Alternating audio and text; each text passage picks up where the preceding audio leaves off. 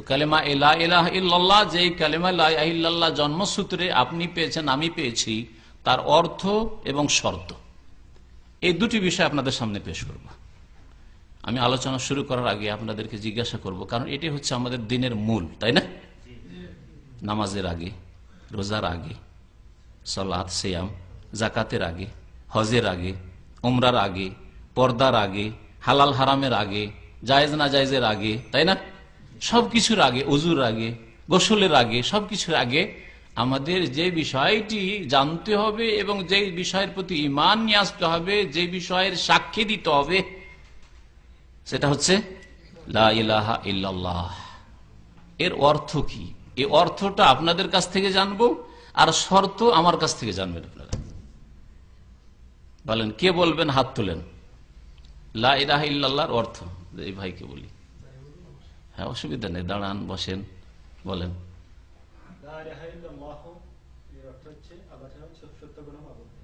আল্লাহ ছাড়া সত্য কোনো মাবুদ নেই। মাশাআল্লাহ, আলহামদুলিল্লাহ।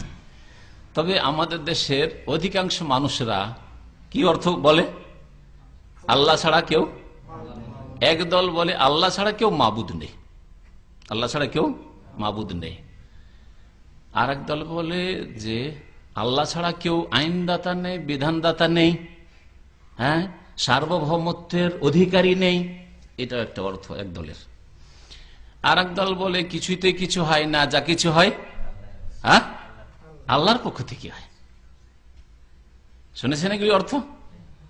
এইভাবেই বলা হয় কালিমা লা ইলাহা ইল্লাল্লাহ। সবগুলি বাতিল কথা। চারটা হলে একটা ভাই বললেন যেটা ঠিক, আর আমি তিনটা বললাম। এগুলি আমাদের বাজারে ছড়িয়ে আছে লা ইলাহা ইল্লাল্লাহর অর্থ সম্পর্কে, তাই না? আল্লাহ ছাড়া কেউ মাবুদ নেই এ কথা যদি বলেন, কথাটা বাস্তবে মিথ্যা হয়ে যাবে। মাবুদ মানে যার ইবাদত করা হয়, ইসিম মাফুল এসে গেল না, আবাদা ইয়াবুদু থেকে মাবুদ মানে যার ইবাদত করা হয়, যার উপাসনা করা হয়, তাই না? তো আল্লাহ ছাড়া কারো উপাসনা দুনিয়াতে হয় না, এটা অবাস্তব না? বাস্তবে আল্লাহ ছাড়া বহু দেব দেবীর উপাসনা হচ্ছে, ইবাদত হচ্ছে, তাই না? বাস্তবে অসংখ্য পীর, জিন্দা পীর, মুর্দা পীরকে সেজদা হচ্ছে, তাদের কাছে দোয়া করা হচ্ছে, তাদের জন্য খাসি জবাই করা হচ্ছে, মোরগ জবাই করা হচ্ছে, উট জবাই করা হচ্ছে, তাদের জন্য ডেক চড়ছে। আজমির আর বাগদাদ আর শাহজালাল আর অমক আর তমক সবগুলি হয়ে গেছে। এগুলি হচ্ছে ধর্মীয় স্থান, তীর্থস্থান, তাই না? তাহলে আল্লাহ ছাড়া কেউ মাবুদ নেই যদি বলেন, এটা কলেমার অর্থ হয় আল্লাহর কথা সত্য, না আপনার কথা সত্য। আল্লাহর কথা নিশ্চয় সত্য, তাহলে আপনার এই অর্থ বাতিল। আল্লাহ ছাড়া কেউ মাবুদ নেই, তো মাবুদ তো আছে। হিন্দুদের মাবুদ দেবদেবী, হিন্দুদের মাবুদ যদি দুর্গা হয়, তো কবর পূজারীদের মাবুদ হচ্ছে দরগা। তাহলে কোথায় আল্লাহ ছাড়া মাবুদ নেই? মাবুদ তো আছে তাদের কাছে, আমার কাছে নেই, আপনার কাছে নেই, তৌহিদ বিশ্বাসীর কাছে নেই, কিন্তু মাজার আল্লাহদের কাছে আছে।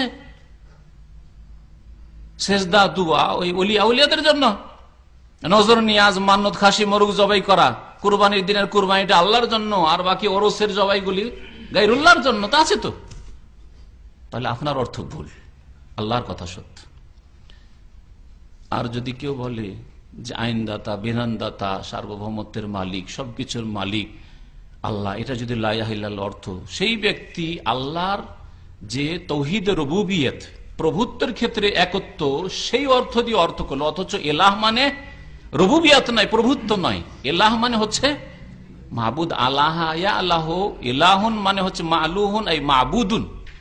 লা ইলাহা মানে কোন মাবুদ নেই। লা নাফি জিন্স, যারা মাদ্রাসায় পড়েছেন গ্রামার শোনেন, তার ইসিম লাগে এবং খবর লাগে। এখানে ইসিমটা স্পষ্ট আছে লা ইলাহা, ইসিমকে জবর দিয়েছে ইলাহ।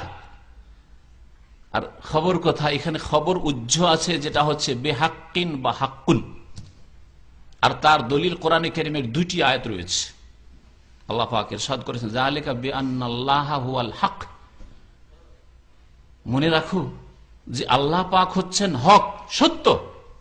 ওয়া আন্না মা ইয়াদুনা মিন দুনিহি হুয়াল বাতিল, সূরা হজে রয়েছে, আর আরেকটি সূরা লুকমানে রয়েছে। আল্লাহ হচ্ছেন বারহাক মাবুদ, সত্য মাবুদ, আর বাকিগুলি হচ্ছে বাতিল, মিথ্যা। তাহলে বোঝা গেল যে লা ইলাহা ইল্লাল্লাহ মানে হচ্ছে আল্লাহ ছাড়া কেউ সত্য মাবুদ না, মাবুদ আছে, উপাস্য আছে, কিন্তু বাতিল। দুর্গা বাতিল মাবুদ, দরগা বাতিল মাবুদ। দুই শ্রেণীর মাবুদ দুনিয়াতে আছে, দুর্গার নামে আর দরগার নামে, হয় খাড়া করে আর না হয় শুইয়ে। এই দুই রকম আল্লাহ ছাড়া পূজা হচ্ছে, আল্লাহ ছাড়া অন্যের, দুটোই বাতিল। আর হক হচ্ছে একমাত্র আল্লাহ পাক রব্বুল আলামিনের ইবাদত।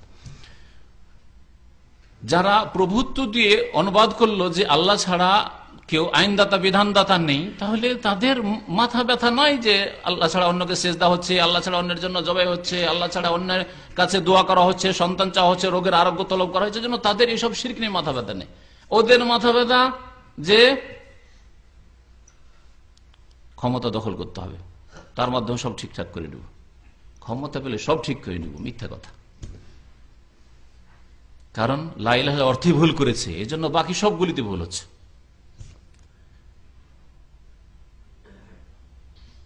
কালেমার অর্থ যদি আল্লাহর রুবুবিয়ত হতো, তাহলে সেই যুগের মুশরিকরা, যে যুগে নবী করিম সাল্লাল্লাহু আলাইহি ওয়াসাল্লাম এই কালেমা নিয়ে এসেছিলেন, তারা বিরোধিতা করতো না, কারণ তারা মানতো। আল্লাহ পাক কোরআনে কারিমে বলেছেন যে মুশরিকরা নবী সাল্লাল্লাহু আলাইহি ওয়াসাল্লামের জামানার, তারা আল্লাহকে রব মানতো, আল্লাহকে খালেক সৃষ্টিকর্তা মানতো, আল্লাহকে আসমান জমিনের মালিক মানতো, সব মানতো। ওয়ালা ইন সাআলতাহুম মান খালাকাস সামাওয়াতি ওয়াল আরদ লা ইয়াকুলুন্না আল্লাহ।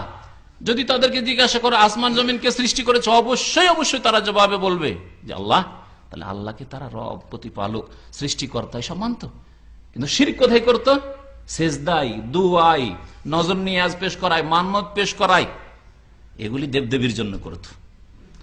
তাহলে যেই বাতিল শিরক মুশরিক সমাজে ছিল আবু জাহাল আবু লাহাবের মধ্যেই, উতবা শাইবা রাবিয়ার মধ্যে, আর যুগে যুগে যেসব শিরক ছিল, সেসব শিরককে উৎখাত করার জন্য আম্বিয়া রাসূলগণ এসেছেন কালেমা লা ইলাহা ইল্লাল্লাহ নিয়ে। সংক্ষেপে লা ইলাহা ইল্লাল্লাহ অর্থ সম্পর্কে বলি, লা ইলাহা ইল্লাল্লাহ শর্ত সম্পর্কে বলি।